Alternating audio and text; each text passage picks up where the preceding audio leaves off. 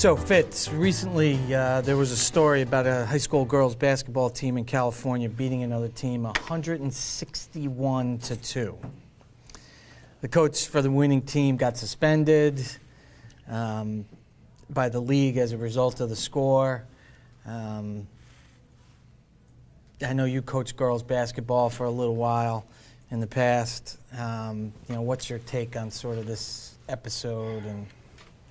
Well, on the episode itself, I mean, when you start taking the numbers apart, you've got a 32-minute game, 8-minute quarters. Mm-hmm.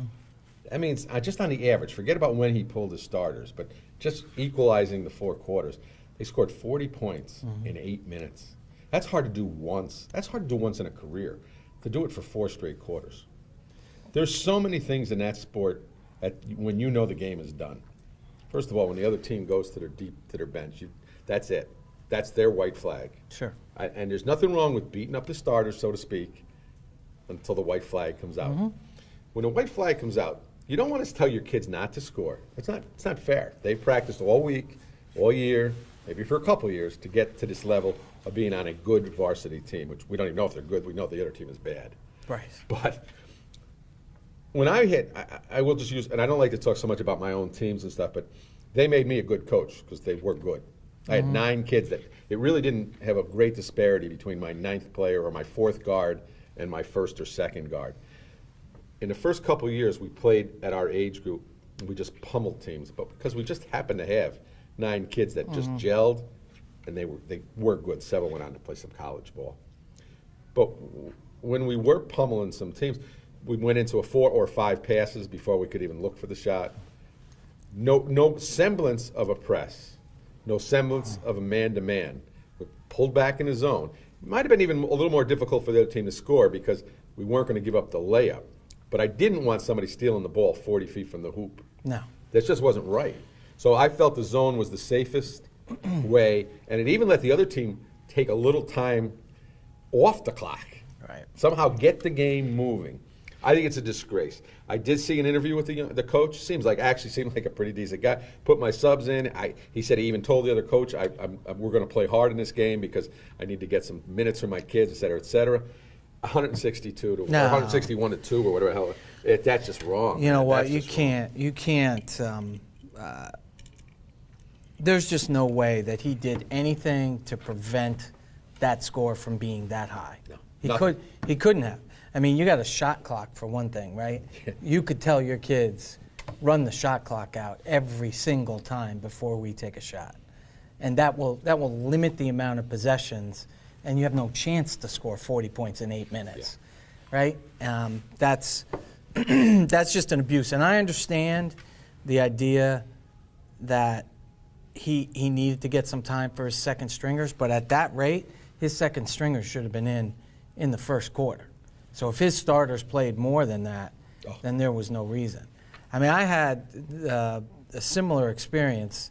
I did a favor for some friends and coached Doane Stewart's baseball team for 2 years.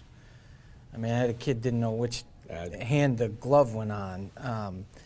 And, we had some situations where we had coaches, because we were terrible. I mean, they went base to base. There was none. Now, you can't stop a kid from getting a hit, right? I got to catch it. We got to catch it. But there was no abuse of the situation. Base hit, one base. And, I had a ton of respect for the other coaches understanding that. And they weren't trying to embarrass me. That's embarrassing somebody. Yeah. It's funny, having, both of our love is baseball, I think, is our first love. And still officiating. When I see a blowout in baseball, sometimes though it's uglier. Now you're the guys that were thumping on you, or at least taking one base. It's when I'm getting away from basketball a little bit, but we're getting to the sportsmanship area. If there's a pass ball and you got a man on first, he's got to go to second. He has to. That's a travesty to the other team. That's not playing. That's not even competing. Now you got 2 teams that aren't playing the game. Maybe it should be stopped, and maybe there should be a rule, or an 8-run rule, 12-run rule, whatever. But that gets back to sportsmanship. I still think you got to do something. But Yeah. you know, I mean, I know It was interesting. There is no mercy rule. New York State has no mercy No, rule. so I mean, you're going to play the game. There should be. Well, in baseball too, especially since we were also a team that didn't have a lot of kids on it, so we didn't have a depth of pitching either. That's always the problem. So I didn't even have the ability sometimes to finish a game. I had one umpire tell me, me and the other coach talked, and we're like, well, we're going to end after the 5th inning, and the umpire's like, no, you can't do that. I'm like, watch me. Yeah. We as umpires can't convene that meeting, but we kind of say it's out there. Yeah, hey, let's, what's your take sort of on, I know this is really bad example or a good example of poor sportsmanship on his part, but, sort of what's your take on, where things should be with sportsmanship at the high school level? And I think that's one of the travesties of where we are in sports today with the and I'm going to blame the parents. I am. I'm actually going to blame the parents because a lot of us, and I'll put myself in there, and I'll throw you in there. I don't know what you did or didn't do with your daughters as far as special training, out of season camps, how many levels she played or they played in travel. I think we expect so much out of our kids, and when they get their opportunity to play, like if you're even the seventh person off the second person off the bench, the seventh player on the team, you want to get your points. Mom and dad kind of insisting you even get your minutes, let alone the points. And I think that some of the coaches give into this, that they let it because they've got to get these kids and these parents who they've begged to come on to their travel team, their minutes, their times, their at-bats, and all of a sudden you're saying to them, I don't want you to shoot. We're going to take the fourth quarter, we're going to pass it around, we're going to use all 35 seconds. And then the athlete doesn't even get to take more than 2 or 3 shots in that quarter. Have we penalized that kid? Now, I'm not saying they should run up 160 points, but that's the other side of it. And I think I'm going to go on travel teams now. I'm not talking about high school teams. High school, you just flat don't score 161. You do not do it. But these travel teams and these other kind of situations cause this somehow to happen in some situations. It's probably pretty unlikely, though, in these travel games to have that kind of situation come up because they should be playing against like-type competition. You can have here in the Capital Region, you can have some really small schools playing against really big schools because of the council that they're in, Sure, right? Sure.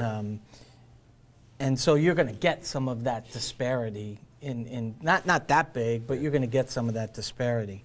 The issue with the travel is, the parent of the kid that's the 11th player on the basketball team says to the coach, well, we paid just as much money as Joey did, and that's what happens there. I always taught my kids, do the work, put the effort in, and show the coach that, you belong on the floor when game time is there. Sure.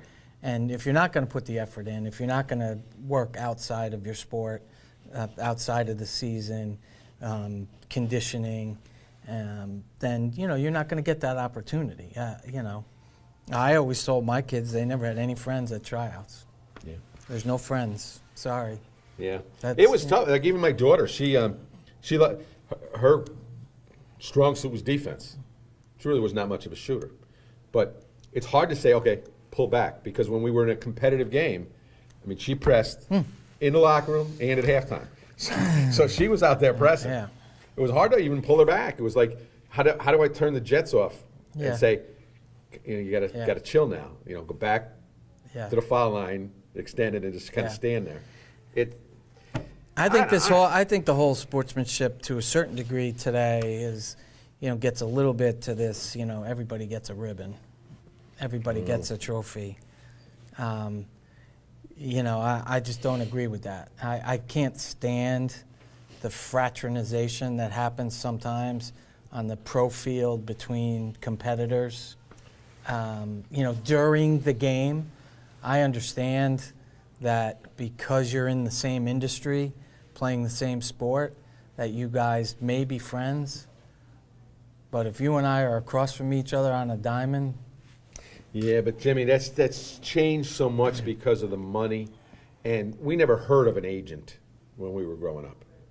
I'm just Never. telling you my No, opinion. I'm I know not why saying- it's changed. Well, but it has changed because these guys that have these same agents, they're friends off season. They're doing commercials together. They're going to dinner after. We didn't want to hear about that when we were kids, and it didn't seem to happen when they were kids. If I'm not mistaken, there was almost a no fraternization area where the Yankees didn't talk to the Tigers or whatever the situation was Yeah. before a game.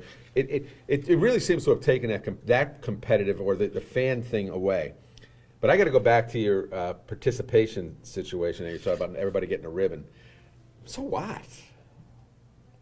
So what? That's the life isn't like that, Jim. But well, you know what? But they're 8. They're 10. Let's not bring them into the ugly real world. Well, I'm right away. not. I'm not saying that. You came in 4th place. No ribbons for you. No, Well, I'm not saying that you have to make a big deal about it at that age, but I'm not going to keep score, and we're not going to declare a winner. The game's tie. the Look. kids know who won. When you get beat 12-0, even at 6 years old, they might have been a little better than us today, Dad. Yeah. But so that I think is still out there. But I mean, I don't see why a kid can't go home with a 4-inch trophy at the end of the season or a ribbon that says you participated. Because otherwise, you go home, you were 0-12. What do I get? What did you get out of this year? Well, we didn't get many runs. I'm almost got a hit. Well, I almost hit the ball. Well, there was a foul ball. I mean, give me a ribbon, man.